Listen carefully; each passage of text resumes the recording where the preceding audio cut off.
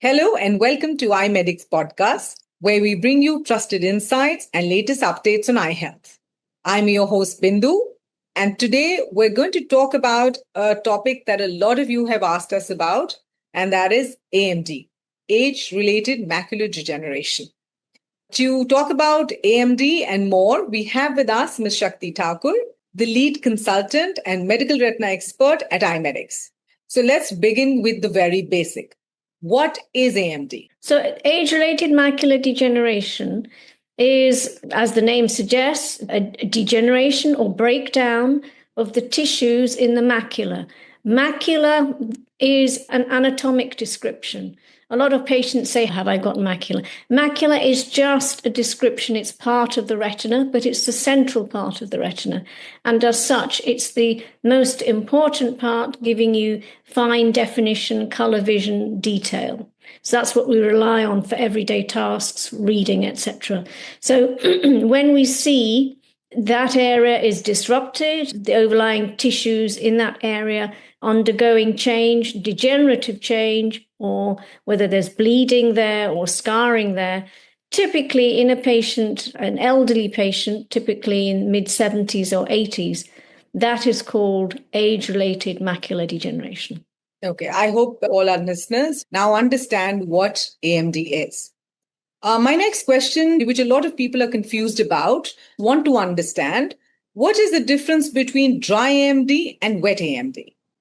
Yes, there is quite a lot of confusion about that. So wet macular degeneration is when patients have, generally speaking, a more sudden onset of distortion, change in their central vision, which is accompanied by fluid, so leakage.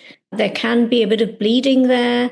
In the later stages, there is scarring, but those things are picked up usually by the optometrist, the optician, and then sent to a local retinal service because, crucially, wet macular degeneration is treatable if it is caught at an early stage. And the typical treatment for that we'll talk about in a bit. But wet macular degeneration is the one associated with fluid, leakage, hemorrhage, and can be treated. Dry macular degeneration is a much more gradual process. So typically over many years, you will get little patches of tissue which start to disintegrate. I describe it often to patients like if you have a rug or a carpet and you're walking over it continually, there'll be patches that become rather threadbare, rather worn, rather thin. It's a little bit like that. That's an interesting analogy. Whereas wet macular degeneration is a little bit like under the floorboards, so under the rug, under the floorboards, you've got some pipes running and you have a burst pipe that's causing leakage, and that leakage comes up underneath the rug and the rug gets a bit wet and crumpled. So it's a very simplistic way, but at least patients can begin to understand the difference. But the common pathway for both is pretty much the same. So you can have one, or you can have the other, or you can actually have both, or you can have different amounts. So you can have mainly wet macular degeneration with a little bit of dry macular degeneration on the side, or vice versa. Or you can have dry macular degeneration for many years and then develop wet macular degeneration, or you can have exclusively one or the other. And that's because the underlying problem, the aging process, and there's so many things that are contributing to that. It's genetics, it's lifestyle, and essentially it's blood flow and the disruption of blood flow as we get older, as it affects so many other parts of our body. So those underlying problems then give rise to both wet and dry macular degeneration. That's interesting that you say that patients could have either or both. And as we've spoken about AMD in our previous podcast as well, and we'll give the link here with this podcast so that people can listen in detail to dry AMD and wet AMD. But that's interesting that you should say what you just said, that wet AMD could happen like that with a burst vessel or something like that. Whereas dry AMD, you could only make out over a period of time, slow degeneration over a period of time. So here's my next question related to that. How do we diagnose? What's the diagnosis for both? So first of all, there's a simple clinical examination on the standard equipment, the slit lamp. When we look into the back of the eye, often we can see changes, but quite often you can't tell what's going on until you then go on to the next step, which is OCT. So those are scans that are done of the back of the eye. OCT scans are now very widely available, and then they're not particularly expensive. But that gives us the fine detail as to what is going on at the tissue level. Because what we're now finding is patients are presenting much earlier, so those signs are more subtle. Very typically, opticians will be sending patients when they don't have the facility to do an OCT scan, but they're worried about whether it is wet macular degeneration, which they know is treatable, and they're referring in. So we then do the scans, and then we are able to tell, is it wet or dry or a combination, and how much of which one, etc. Okay. So my next question is, what are the symptoms that as a patient one should watch out for to understand or to see if they are getting AMD or could possibly have AMD at a later stage? Are there symptoms that you can see? Typically, patients find at the very earliest stages, people will find difficulties in dimmer light. So if they've been somewhere very bright and they come into the house and it's a bit dark, or it's later in the night, they may start noticing difficulties, particularly with reading or fine tasks. But then when you're talking about the more advancing stages, as the deterioration affects the center and you lose tissue in the center, then they will have trouble reading, recognizing faces. There'll be a central blurring. And though, whilst we do give patients what we call an Amsler chart, so it's just basically a line of a grid, so straight lines going down and across. And we say, cover one eye, look at this grid, and if the straight lines become suddenly more distorted, get in touch with the optician. But you could equally use the straight lines on your window or your bathroom tiles. You cover up one eye, how does it look normally? And then if one day it suddenly changes, then that would alert you to see your optician. It's not the best way of monitoring, but until we have widely available handheld OCTs, it's probably all we've got to look at. And I suppose if you're having regular exams with your optician, then you know if you're at higher risk and you need to do closer monitoring. Okay. I hope that is helpful to our listeners. So the big question now that a lot of people have been asking us is, what are the treatments that are available for both dry AMD and wet AMD?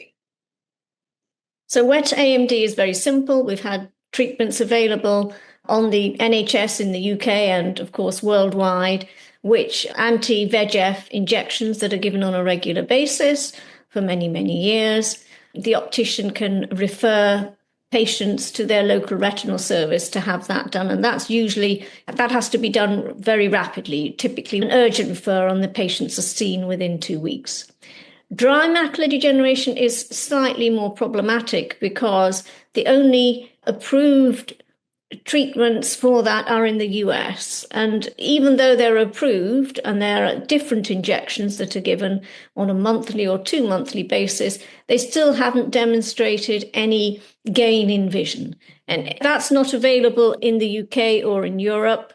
But we do have very promising results from a non-invasive treatment using different wavelengths of light. So the Valeda device using photobiomodulation is showing promising results. There are studies that have been done by very renowned and respected scientists and researchers who are ophthalmologists, and they have shown in their studies that in groups of patients treated as compared with groups that are not treated, the patients who are treated, 50% of them may show some improvement in vision, but they also show changes in anatomy. So typically patients who are having the treatment show less progression of the dry macular degeneration as compared with those patients who are not having the treatment. So it's very promising. There are criticisms that the studies are small, but they also do have 4 years of follow-up, and the results were definitely sustained. And there's going to be a lot more research on this as we go forward. But given this, the problem with this condition, dry macular degeneration, there was a large study from Belfast, for example, that showed patients who were attending for wet macular degeneration, they had the other eye monitored to see what happened to their vision. And those patients lost vision from progression of the dry macular degeneration. So they went from driving vision to losing driving vision. And the time it took for that was an astonishing average of 1.5 years. Although the impression is that dry macular degeneration progresses rather slowly. Once it starts, it can progress in terms of causing the visual function to decline much more rapidly, which of course is a problem for patients maintaining their independence. So that's certainly an option that patients can explore. And the good thing about it is it's non-invasive and it is extremely safe. Okay, I understand what you're trying to say. That's pretty significant for patients to understand what the study has been able to uncover. We at EyeMedics do offer the Valeda treatment, which is a non-invasive photobiomodulation treatment. If our listeners would like to know more about it, you can visit our website, eyemedics.co.uk. Before we sign off, I have a question for you. What is it that they can do to help in terms of keeping their eye health A1 as they age? Okay, so I tell my patients a number of things. First of all, diet is important. So the Mediterranean diet, oily fish or flax seeds if you can't eat fish, or omega-3 substitute. So the Mediterranean diet with lots of coloured vegetables. We recommend the AREDS to vitamins, and there's a separate section, I think, on the website going into the AREDS to vitamins. Obviously, not smoking. Smoking is terrible for the eye health. Keeping the cardiovascular health as good as it can possibly be, because we know that the blood supply is critical. So now there's a lot of importance being given to make sure that the blood pressure, the cholesterol, any blood sugar issues are well controlled, and patients are maintaining an active lifestyle, a healthy weight. Protecting the eyes from UV light, have UV protection in their glasses. And if it's sunny, have the right kind of sun protection, right tint sunglasses, a hat with a brim. All of those factors are important in maintaining the health of the eye, retina in particular. Thank you so much for sharing all this with us. And it's really interesting to know and understand that there is real evidence-based treatments that are available for wet and dry AMD for our patients. If you would like to know more about Valeda eye treatment, you can log on to our website, eyemedics.co.uk, and read more about it.